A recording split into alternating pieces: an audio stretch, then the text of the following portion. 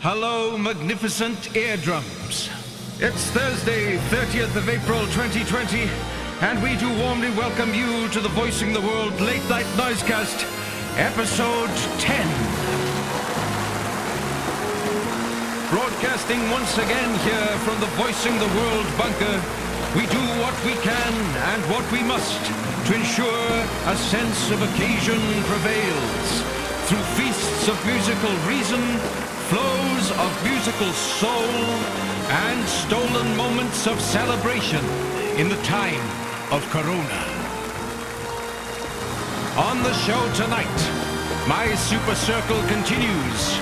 Adam Levy and the Honeydogs, Anna Stokes, Lisa Friend, and Mark Kinkaid, and Chris Montague's Warmer Than Blood, with Kit Downs and Ruth Goller.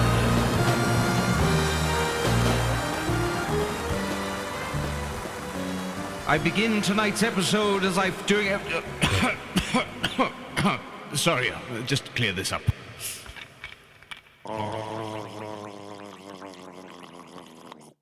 We begin tonight's episode a little differently then, but nevertheless, the gratitude remains for all of the noises that you've sent in my direction via the interweb and all aforementioned and affiliated means of telecommunication as ever. Your feedback sustains me, folks, and it has been thoroughly generous, for the most part. I've also learned some interesting things along the way about many of your preferences and listening habits. For example, I've recently discovered that a large percentage of you listen to this show beneath your quilt covers at night.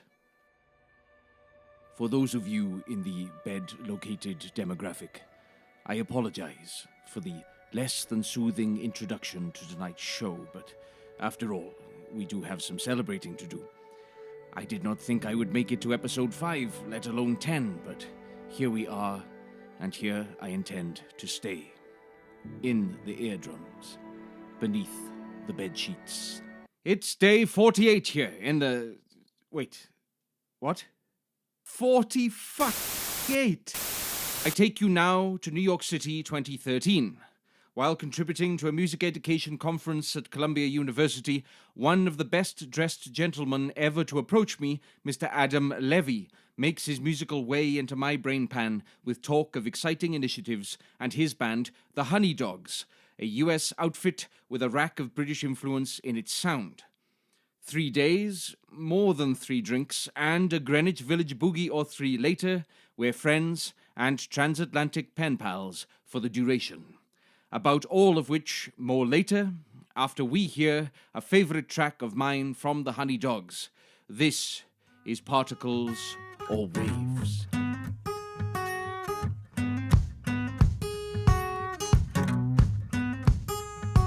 I'm extorted every day on the phone by a robot that will not go away.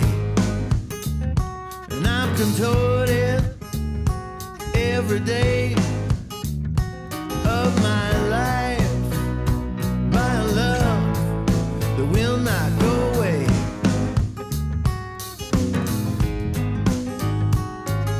Trying not to hurt too many or myself too much. The trek is long and the agony goes on and such.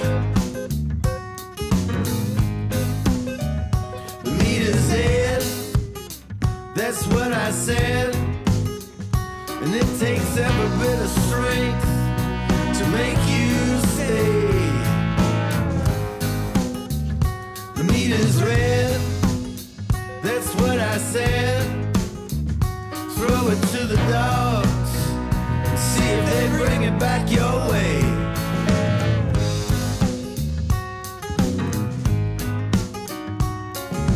Trying not to hurt too many or myself too much. The trek is long and the agony goes on and such. The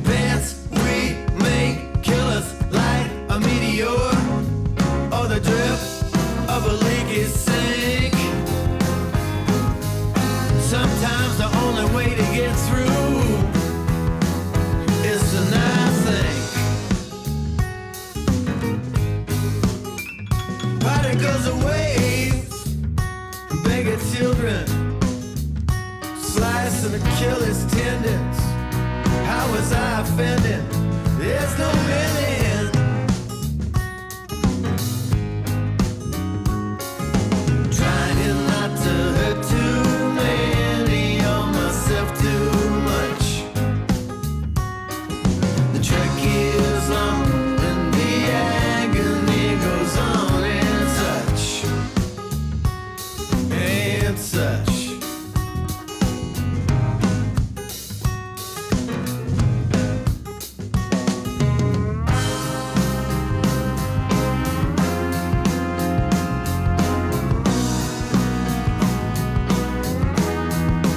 Particles of waves. Particles of waves. Particles of waves. Particles of waves.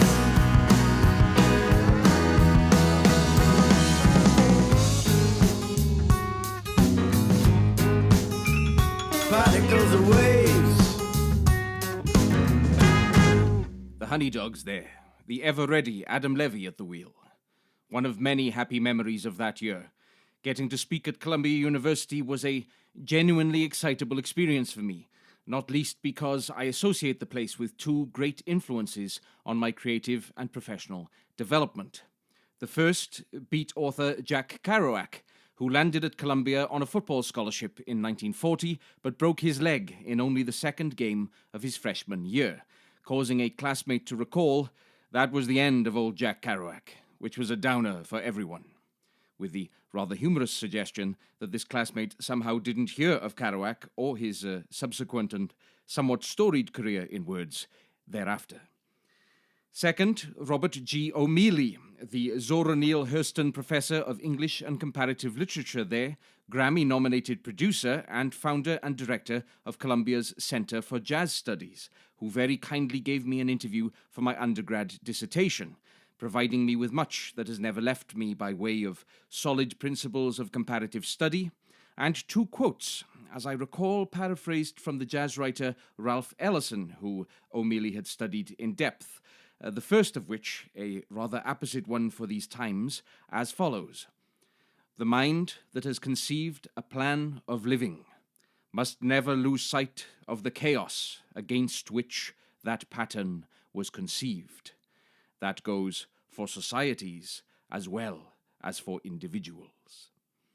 And the second, a long-standing favorite of mine, words are your business, boy. Not just the word, words are everything. The key to the rock. The answer to the question. So what's going on? Well, it's episode bloody 10, that's what's going on. And time for a roll call, I feel, of all the wonderful artists who have allowed me to share their noises and stories with your magnificent eardrums over the duration of lockdown thus far. In episodical order, then, they are Rebecca Appling, Isabel Pierce, The Tortured Skies, Matty Halliwell, Julian Sir, The Mark Rose Quartet, Dr. James D. Boys, Alex Monk and his Flying Machines, Phil Vicock and the Deptford Rivieras, Charlotte Harding, Laura Snowden, Chris Warner and the Juice Vocal Ensemble, Danny Howard, the Rob Barron Quartet, the Quentin Collins Sextet, Maria Marchant, Emily Sun, Anita Wardell, Julian Van Mellerts, Ricardo Pez, Laura Marling, Nick Peeney, Vasilis Xenopoulos, Philip Steele, Nadine Benjamin, Kate Simcoe, Sophie Holloway, and Wildcard. And long may this list flourish in all that is good and groovy. Tonight we began by adding the Honeydogs to that illustrious list, and now we enlarge it yet further as we turn to a dear friend and superlative flautist, Anna Stokes, in collaboration with another superb flautist, Lisa Friend, Mark Kinkaid on piano. Stories to follow as ever, folks, after we hear their take on Oblivion by Piazzolla.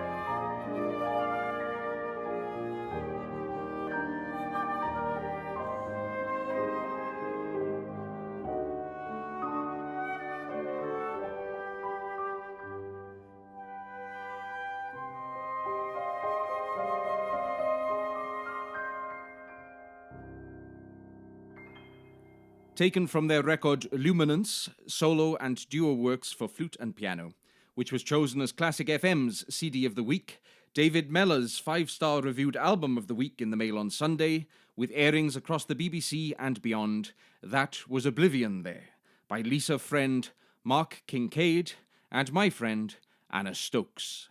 Anna and I have known each other since January of 2005, as I recall, when we attended an at-home event at the Royal College of Music here in London. Some glorious occasions have since followed together, with collaborative noisemaking, celebrations, and a very special shared friend in the late, great Mary Cosgrave, with whom most of Anna and I's time together was spent. Mary, of course, deserves her own series of noisecasts in dedication to all that she was in life and all she continues to mean to us now. Our great fortune and ever-rewarding gift, I guess, for having been a small part of her life. Anna makes me cry with laughter whenever we're together, and when telling her I would be featuring her on tonight's show, I discovered that she has family from Mountain Ashman. South Wales strikes again. That's why we get on so well. Links to the track below as ever, folks, and please continue to make your enjoyment count. To close tonight's special episode, then, we broadcast the new single, a lyrical, almost folkloric exploration from critically acclaimed and startlingly original composer and guitarist Chris Montague. A track which started life as a commission for the opening of Jimi Hendrix's flat in Handel House, with a score initially created by rubbing manuscript paper onto the wood-chipped wallpaper therein.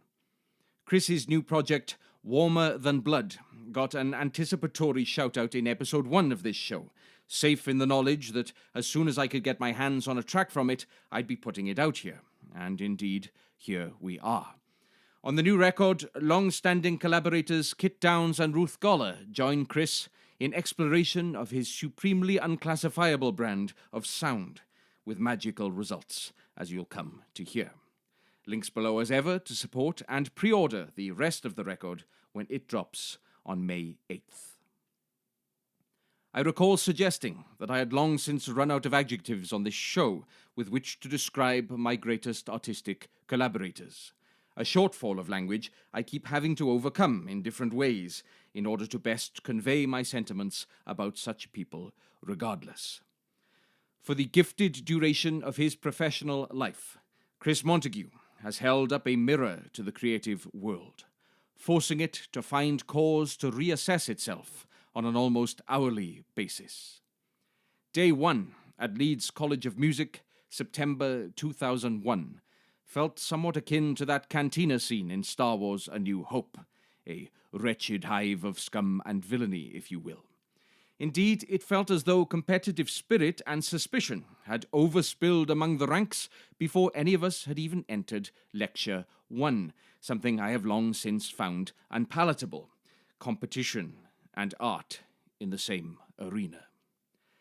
I left the building that first rain-filled afternoon rather despondent at the lack of camaraderie and creative inspiration. As I walked away, however, the resonant voice of a true lord of the Geordies, which I won't attempt to impersonate here, boomed across the city of Leeds. "Hey, you! Pint?" 19 years of shared values, noise fests, and stories of our father's love of westerns, classic actors, and their on-screen height versus their actual height in real life. Secret, stand on a box and shoot from the gun belt holster rig up. Here we are, and I'm profoundly grateful for every lucky moment I have spent in the presence of the man I call Chris Montague. Before Warmer Than Blood brings proceedings this evening to the very finest of ends, I'd like to close out my 10th episode noises with a favourite passage of Tennyson, one that I feel captures the spirit of tonight's particular episodic landmark and continues to be a source of reinvigoration in light of our world's ever-present struggle. It may be that the gulfs will wash us down. It may be we shall touch the happy isles and see the great Achilles whom we knew. Though much is taken, much abides. And though we are not now that strength which in old days moved earth and heaven, that which we are, we are. One equal temper of heroic hearts, made weak by time and fate, but strong in will, to strive, to seek, to find, and not to yield. From Warmer Than Blood, then, this is Rendered. I'm Michael L. Roberts. Thank you for listening. Thank you for supporting these incredible artists.